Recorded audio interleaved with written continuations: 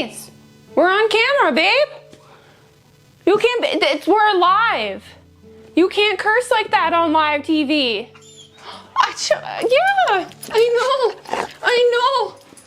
If you were anything like me, then you were both simultaneously hoping for something new and exciting to actually come out in the world of guns and ammo, and also extremely burnt out with every company claiming, we're gonna disrupt the market, this is the next big thing, we're revolutionizing whatever form of product. And at this point, those terms are used so frequently that it's hard to tell what is and isn't actually worthwhile. One of the biggest names I keep seeing thrown around now in regards to revolutionizing the market is those NAS3 cases. So for today, I wanted to chat with you guys about kind of what the real situation is going on with them. I'm Boondock. Welcome back, and let's get started. If you guys aren't familiar already, the NAS3 cases are a hybrid two-piece design depending on whether you're getting rifle or pistol caliber munitions, different compositions between those two pieces. For the pistol calibers, they do have a case head of a nickel-plated aluminum alloy. The cylinder body of the case is going to be a nickel alloy stainless steel. For the rifle calibers, they do both utilize steel components on both the case head and body, presumably different alloys for those as well, but both within the steel family. Pistol calibers are way more exciting at this point to talk about just because they are two notably different compositions. So I do think it's worthwhile talking about what these compositions mean. Now, the folks over at Shell Shock could have used any number of alloys to make these rounds possible, but they do advertise it as aircraft grade, which don't let terms like that fool you. It can mean any number of things. For all we know, it's the aluminum alloy that's approved for your steward's cart. It means nothing.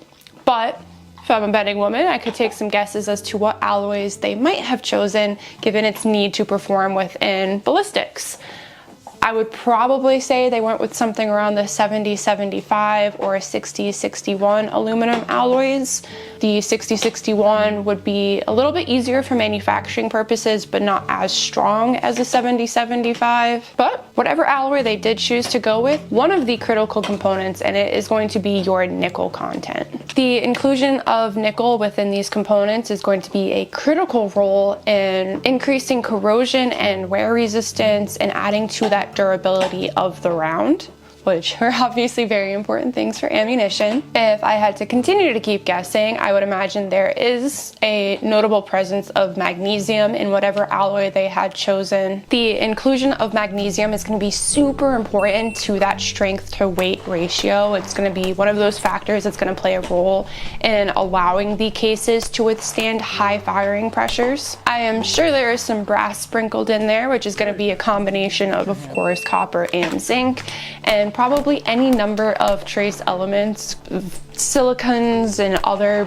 metals, which are all going to be added in with the goal of helping that strength and deformation performance. Like I had said, the rifle calibers utilize two steel alloys for both the body and case head. Rifle calibers have to withstand a lot more pressure, so I imagine these guys aren't able to take advantage of the aluminum weight reduction benefits while shooting rifle. I'm sure whatever steel alloy they had decided to go with, especially for the case head, is going to have elements mixed in with those same goals in mind of ensuring proper lubricity, wear, deformation, all of that good stuff. Hybrid cases are, of course, not new. We've seen it in a few other things. The most notable one that you guys are all probably thinking of is going to be that 6.8 hybrid used in the NGSW, the new Army big thing. And there really is some cool thoughts behind why you would use a hybrid case, and clever to whoever thought of including something like that. For the 6.8 program, the brass in of itself wasn't able to withstand those firing pressures. Steel is known for having some lubricity issues as well as expansion issues in the chamber, preventing it from being able to obturate the chamber properly, not letting proper gas flow for cycling and all of that other stuff.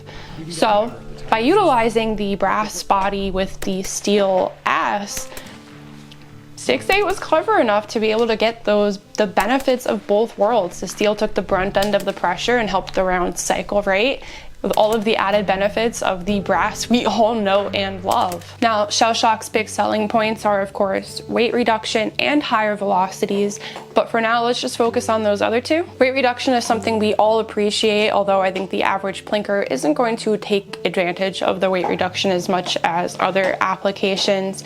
There is about a 50% weight reduction between standard brass cases, which is significant. It's not cutting out marginal trace weights, especially if you start adding up, you're hauling bags of ammo around, and you will appreciate the weight reduction. And the big one is, of course, like I said, higher velocities. Because they utilize the steel, the internal volume of the Shell Shock cases is increased. They can get away with thinner case walls, allowing them to have higher internal case volume, meaning higher velocity. And the fun point to this is that you can have that higher velocity without really increasing pressure. Of course, there's more internal case volume, which means you can put more powder in. We'll talk about this in a moment, but a huge benefit to the commercial market, especially I think competition shooters, is that now you can get additional velocity with lower, if not comparable pressures to lower velocities. You can get that additional velocity without impacting your pressure, which means a little bit more for your shots. And another big feature that Shell Shock likes to advertise is their reloadability. I think a lot of us like to kind of turn a side eye to steel cases because, well, A, my gun doesn't cycle it right because your gun wasn't designed for it, and B, it's not reloadable, which is largely due to the fact that steel is hard on loading dies. It's that you'll wear through them pretty damn quick, and no one wants to be spending money on replacing that kind of stuff. The other thing to note is that traditional steel ammo does utilize different primers. Shell Shock, the NAS3 cases do utilize standard primers, and they do also make the claim that the alloys that they had used kind of bounce back, meaning after you fire a shot and it expands within the chamber, kind of contracts before it ejects, it should contract to a mostly normal case dimension, meaning when you do go to reload, you don't have to worry as much about trimming and things like that to get the case back to size, so a little less work. If you do reload with the NAS3 cases, you are going to have to get their specialized die kit. Just the die kit, it should fit within the rest of your regular reloading equipment. It's about $100 for a die kit, so not too much of a big deal, although the ammo in of itself is expensive, so it adds up. But their specialized equipment is going to be partly due to the fact of how the case head and body are connected. The Shell Shock cases have a exaggerated primer pocket that the body kind of plugs into, so you are going to need their equipment for that. And then also, I mean, the steel is going to be more abrasive. I'm sure they tweaked to accommodate that. This all sounds pretty nice, and I do quite frankly like the idea of a hybrid case on paper, but at this point, on paper, I do think the hybrid rounds need a little bit more time in the oven before they take traction, if they ever do take traction. Don't call out 6.8 just yet. I understand that's obviously Big Army's current pet project, so bear with me on this one. Because the hybrid cases do have some inherent major issues, and they're issues that the Army is currently dealing with, despite the fact that the NGSW program has made its way into the fields. Before we get into the topic of Big Army, let's just go over why the NAS3 cases might not breach into the commercial market as much as some of you guys think they might or would like them to.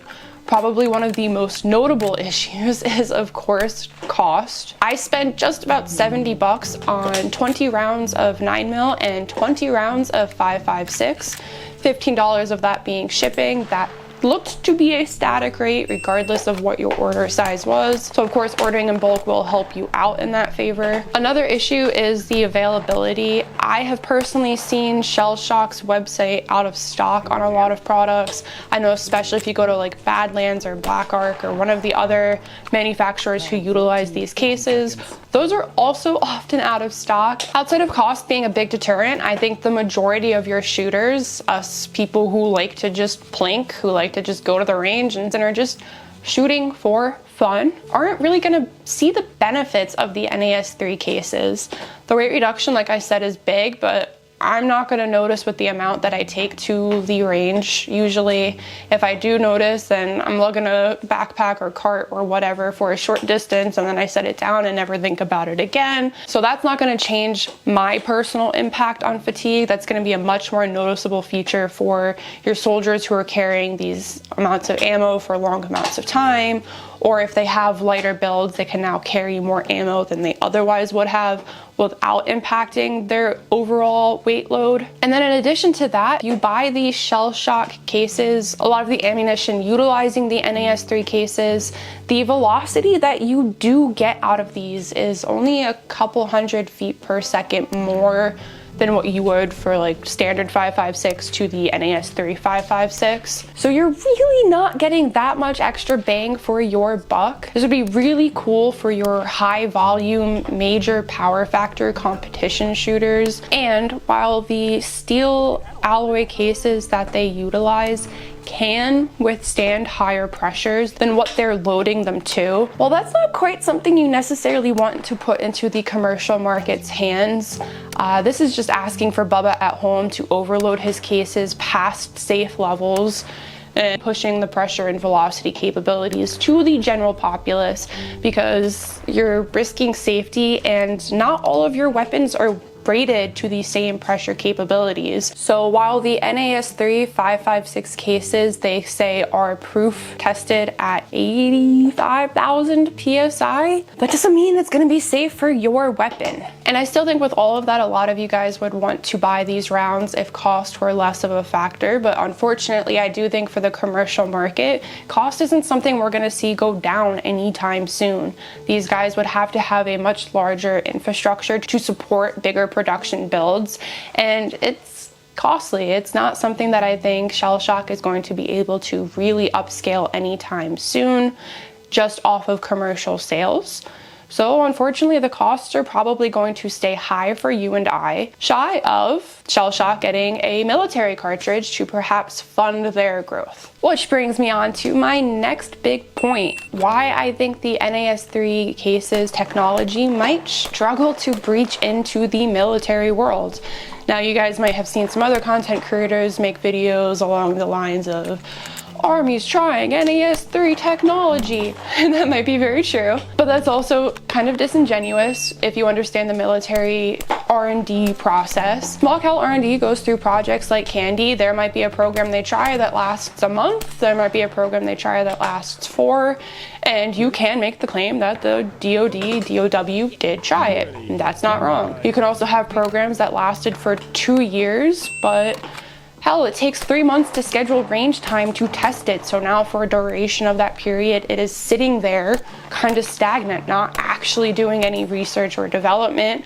DoD is very slow. It's a very drawn out process. So yes, while the DoD may have been interested in NAS3 cases, that doesn't really mean anything towards the capacity of what they're interested in. What I can say is that the DoD is clearly interested in high pressure cases. The 6.8 program, the 6.8 NGSW program exists for a reason. And I think after the 6.8 debut, the industry as a whole is kind of playing around with the idea of high pressure cases. Probably one of the biggest complaints, well, there's a lot of complaints, but one of the complaints that people have about the NGSW program is that now you have a niche caliber and a niche weapon system, and you don't have that interchangeability with other common calibers that might already be on the fields and in a lot of armories, making it a lot more difficult to accommodate and equip. So it would be awesome for sure if you can get 6.8 capabilities in a more standard cartridge size. And I do think if the DoD had the option to do this with a single material case rather than a hybrid, they would jump all over that. Hybrid cases, while cool, do have their own inherent difficulties. One of the more notable ones being that connection point between the case head and the body. That's obviously a very high stress point and kind of asking it to be your point of critical failure. This is something that I have seen with the 6.8 rounds and an issue that the DoD and SIG were able to largely work through. So it's less of a common concern, but still a possibility. But If your case is failing, you might see case splits afterwards, you might not get proper ejection afterward. It's going to be a headache, but you can clear your weapon and move on. If hybrid case is split, well, now the likely scenario is that the body and the case head are going to separate from one another. And, well, what can happen, has happened, I have seen happen with 6.8 is that the steel ass will shove its way into the barrel of your weapon, the brass body will eject, you'll cycle another round, and, well, if you didn't notice that happened, now you're trying to fire a round through an obstructed barrel. And if you did notice that happen, you're still going to be shit out of luck, because the likely way you're getting that out of your weapon is by taking a cleaning rod or something to remove the obstruction from the barrel, which is less than ideal for anyone, especially soldiers out on the field. It's a lot harder to clear that than just, tap rack and go. And again, this is a problem that can be improved on as you perfect your alloys, as you perfect your connection mechanisms.